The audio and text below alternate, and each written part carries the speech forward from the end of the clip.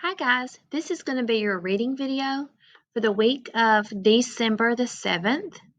If you will look in your new reading booklet, the title of our new reading booklet is Many Characters, Many Points of View. Today we're going to be thinking about how a story can change depending on who tells it. So as we read these stories this week, we're going to be thinking about that essential question. How can a story change depending on who tells it? If we think about some of the more famous stories that you probably have remembered reading, the true story of the three little pigs, that's one great example of point of view. Remember, the point of view is who is telling the story or who is narrating. And so the narrator usually is a character in the story. In the story, the true story of the three little pigs, the story is told from the wolf's point of view. If you can imagine, that story is totally different than the story of the three little pigs, who the story is told from another person's point of view. When the wolf tells the story, of course he makes himself out to be the good guy, right? So how can a story change depending on who tells it? Think about what makes a good storyteller. And think about why it's important for people to be able to tell their own stories. Maybe they've experienced something in a different way than someone else has. So that would be a good reason. Do you prefer to listen to a story or do you prefer to read the story? So think about those questions as we read these stories this week and think about the different characters and the different points of view as these characters tell the story. And think about how that story might change if the different character were telling the story. Today, we're going to be looking on page 4 and 5 at the story The Blind Men and the Elephant. As I read this story, I want you to be thinking of, first of all, about our essential question, how a story can change depending on who tells it. But also, I want you to be thinking about asking questions. Remember that we've talked before about asking questions as I read. It is important to ask questions before you read, during your reading, and after your reading. Some of the things that you read might be a little confusing. And if you ask questions, it helps you to understand what you're reading a little bit better.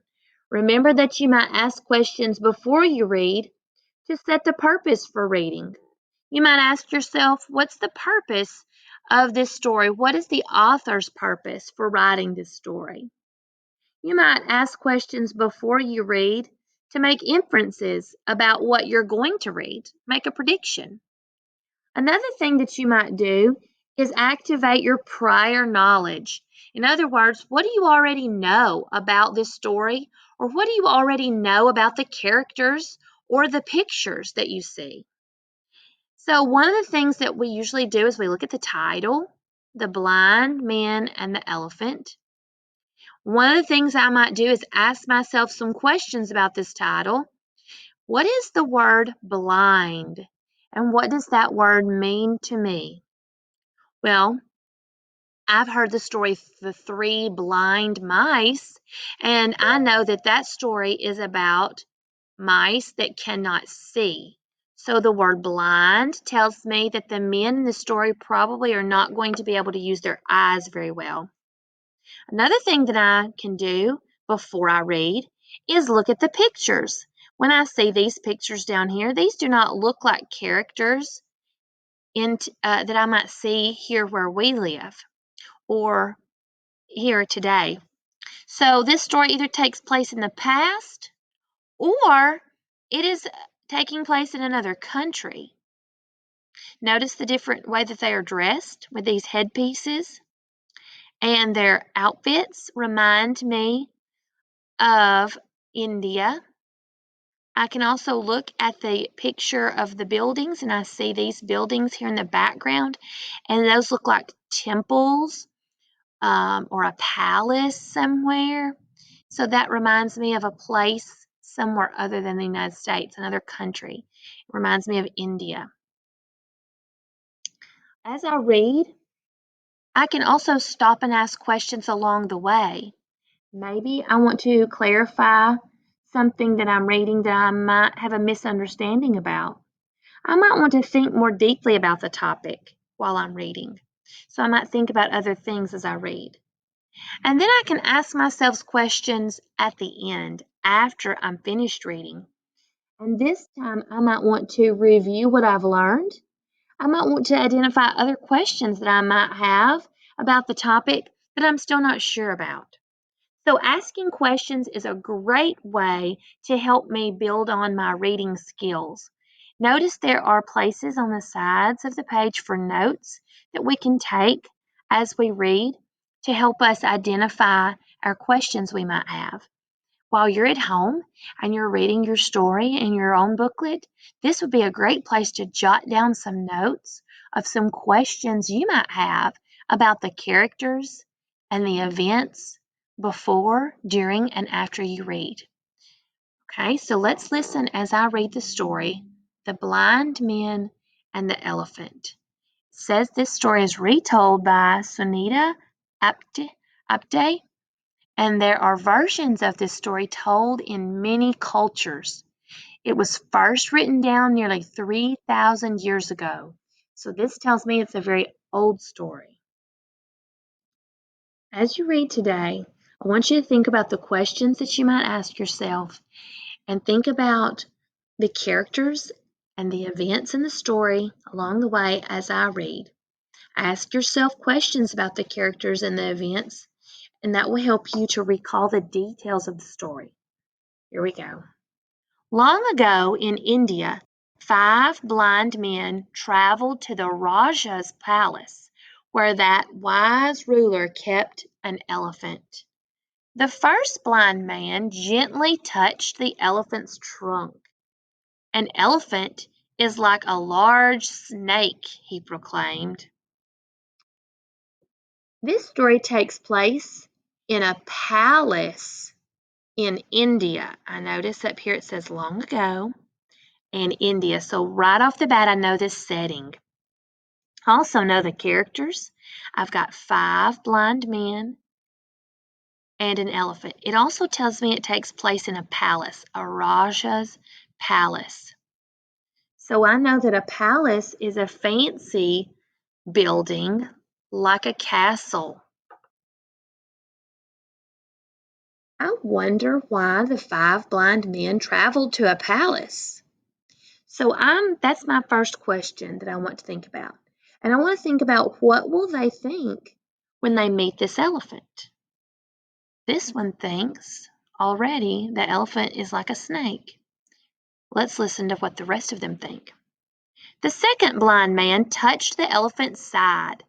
An elephant is like a hard wall, he announced. The third blind man felt the elephant's tusk.